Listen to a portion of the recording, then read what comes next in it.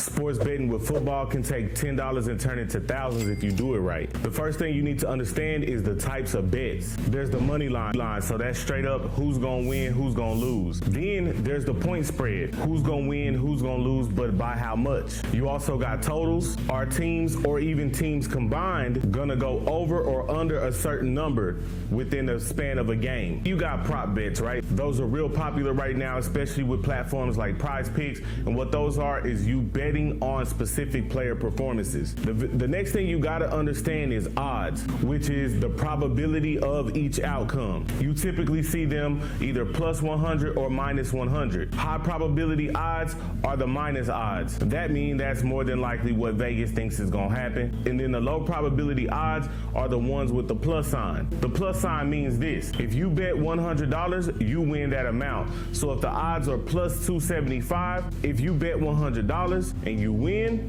275 plus your wager of $100, so your payout on that bet would be $375. The minus sign works similarly, except that minus sign is the number that you have to bet to win $100. So if the odds are minus 275, you have to bet $275 to win $100. But if you win, it's the same thing. You win that $100 plus your wager of $275 back, so your payout would still be $375. So that should show you the balance in the odds. A game like football, it really helps to know the sport. But if you don't, here's the secret from someone like me who's been watching football religiously since the year 2000. Football games are won and lost at the line of scrimmage, and that's the offensive lines and defensive lines. The greatest indicator of that is how many rushing yards a team averages per game and how many they allow per game. Sacks allowed too is also an indicator of how strong an offensive line is. And there are several sites like ESPN, ProFootballFocus.com that you can check these numbers and compare them. If you see a team that's favored by